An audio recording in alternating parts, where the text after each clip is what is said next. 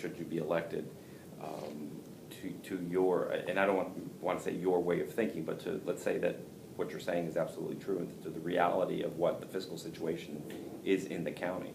How is the board, or you on the board, how are you going to resolve that divide so that Sure. the situation is brought forward? It's a great question. It's what I've done throughout my career. Every place, I said, I think prior to you walking in, every place I've been a change agent. People call me an architect of change, a change agent and all these kind of things. When I came to Lee County, that was the reason they hired me. Because I have been able to work with a lot of different people and try to develop a consensus. But I think the big thing, if nothing else, if all else fails, you ask the right questions, you ask them in a respectful way, you listen to the answer, and you listen to other people around you, and you point out the points. And I think the points are pretty irrefutable. I have in my possession, I'm sure you all must have, I hope you do, there's a staff document out that's gone to the board, and on Thursday, they're going to be talking about the very thing I'm talking about here. They're talking about $30 million shortfall and making up, and they've got a bunch of alternatives there that I didn't fully understand. I've been doing budgets for a long time. You know, they're not viable.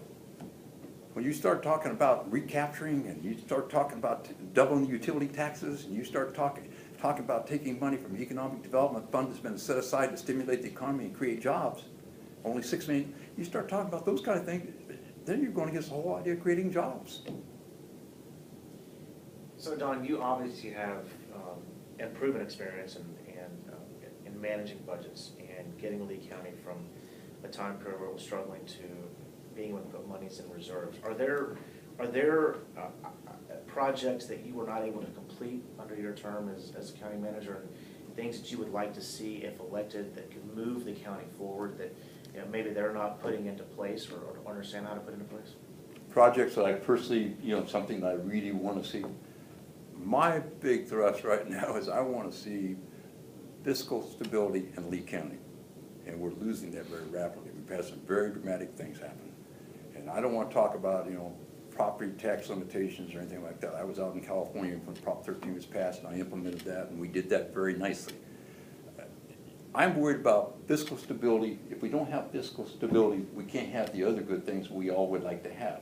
Quality of life, obviously. I mean, that's a given. Everyone understands. I know why I'm here. I know why all my kids are here. I know why my grandkids are all here. This is my home now, and I want to protect all that. But if we don't get our financial house in order, we're going to have a hard time doing the other things we need to do. I'm not answering your question. I don't have a project. I don't have an axe to grind. My axe to grind is try to bring fiscal stability, to try to create jobs. And you say, well, and I've said, you can't do a lot of that. Yes, you can. If we've taken those dollars that we've been, the last 3 years, taking out of the general fund reserves, if we've taken those dollars and put those out in that economic development pot, that I personally, there's a great story there. I personally was one that started that. And I'm digressing for a second. I personally started that economic development. We put $25 million, we put it off the side, and that thing didn't pass till the day of the board meeting, and it was that close, and people were beating the heck out of me saying how wrong it was. Well, it was pretty obvious that we were going into a bad period, and we needed to do something. We had to have money out there. We've almost depleted that $25 million now. I think we're down to about $6 million. That fund, if we were taking the money that we've been spending to balance the operation deficit and put it into that fund and help keep the jobs we have in Lee County and help expand the businesses in Lee County and help attract clean air industry to Lee County, and we could have done that so many ways. We could have done that by going out and starting infrastructure projects that the county badly needs to take care of the current population, but in also anticipation of what's going to happen in the future. We could put that money in there. We'd had immediate impact on jobs. And when you create, jobs, then you get a ripple throughout the county. It doesn't just happen that you get hired or you get hired. We all get impacted because the grocery stores, the barber shops, and everybody else starts making more money. So I'm dominating the conversation. I don't mean to. No, I'm passionate about it. Well, we definitely want to hear from you. We have about 5 minutes left of the interview. We talk a little bit about the recent Minnesota Twins. Okay, the county just approved a 30-year contract, but there's no price. Yep. How would you do it differently as a commissioner? Well, Terry, I think that's the problem. I think if the county approved the contract, we should, we're picking up the bill, we should know about that. No one likes the media scrutiny. I mean, it makes you feel awkward, you gotta defend yourself and all that. But that transparency, that vetting is what it's all about. That's one reason why my response to you, and I don't mean to be arrogant, I don't mean to say, I'm right, and they're wrong. I don't mean that. I just mean it's a very serious problem. And frankly, I don't hear the dialogue, and it bothers me. Because it's mañana, tomorrow, some other time, we'll take care of this. And that's not reality. You all done it down here. I see what's happening with your operation. I walk in and I feel it. I see the people gone.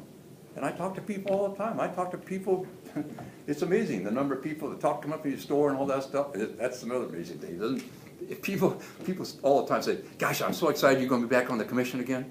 I was never on the commission. People just, it's what they say. We need to get the information out. We need to be more open. How much reserve would you think we should have that you would be comfortable with? That's always a very subjective thing. Frankly, I think I'm a conservative guy. I'm fiscally very conservative. I think 15% is a very healthy, good reserve number. When we had Charlie happen here, it was wonderful what the county did.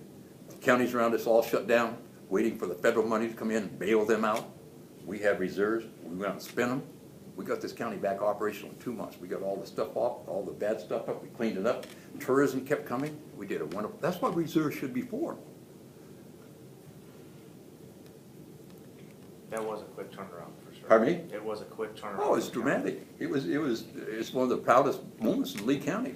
I mean, that's when Lee County was really doing good things. I mean, and Lee County continues to do good things. We still got a good reputation. We've got a lot of really good people working at the county. It distresses me. I was at a meeting last week, and the same kind of situation. There are 8 people there, and they send out 30,000 emails, so now you know what I'm talking about. Sharp people. But this one lady wanted me to say, I felt that she wanted me to say something bad about the county employees. I can't say that. It's like the allusion to Karen Hawes. I don't know about Karen Hawes. I've never been an elected official with Karen Hawes. But I know anyone, you've got to give them clear direction. You've got to give them a roadmap of how to, standards, so we all know how well you're doing getting there before you start holding them accountable. And that responsibility looks the guy you're looking in the face. I mean, the elected official, if they don't, they got to set the temper, the tone. They're the ones that got to give the direction. 2 big policy issues that may be coming up within the next few years, one of them having to do with Conservation 2020, which was initially passed when you're county manager. And then the second issue is the structure itself of the county commission, the possibility that voters might be asked to expand the county commission, make it a single-member district. What are your points of view on those 2 issues? You're going to play hardball right at the very end.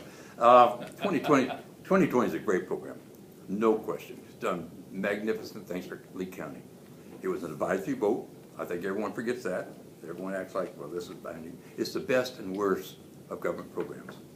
It's a great success, no question. But when it was sold initially, it was sold for 7 years. The premise was 7 years, $11 million a year, $77 million total. We're going to get 20,000 acres by the year 2000. Very clean. Well, it was an advisory vote. It's 15 years later. We spent over $300 million, and we've got 24,000 acres. Remember, we were going to get 20,000. We got 24 of them. Great job. I'm not knocking that. Great job. But I think we can revisit that. And frankly, there's money. There's money in 2020 today that we could go out. I've heard people last week were telling me they're very concerned about having money there for Edison Farm. There's enough money in the 2020 fund right now to take care of purchasing Edison Farms. I think we need to look at that. I'm not saying what we should do. I don't know what we should do, but that's something the board needs to have an open dialogue on. And that's the only way the public can be involved and know if we need to tweak it or not.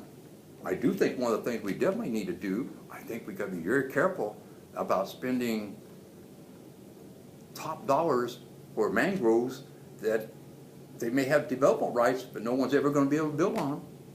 I think we've got to be very careful about that. That's very hard to defend.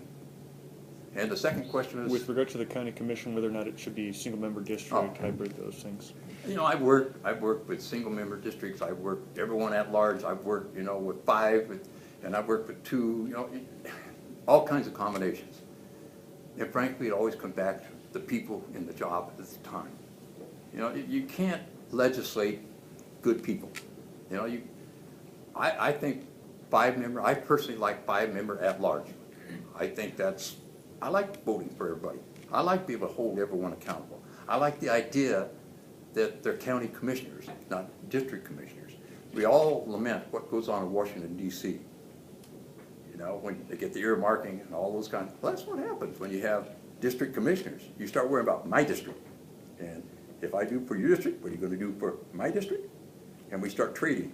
And I've seen it, and it happens. We can say no, but the very thing we criticize about Washington, D.C., we're talking about here. My personal vote, if you're asking me, is that what you're asking? Oh, sure. I don't like to go on record, but I'll say it. My personal vote, keep it the way it is. 2 more commissioners are not going to do anything. It's going to cost a lot more money. Ask Roger Desjardins.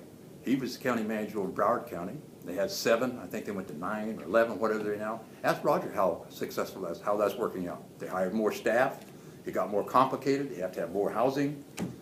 And now it's more political because they've got people lining up over here with that group and fighting this group and all that stuff. You get 5, and I think you have to be more collegial just by reality. I think 3 is too small. I think 5 is a nice number. Okay. Well, we are at the end of this interview. Any final thoughts before we conclude?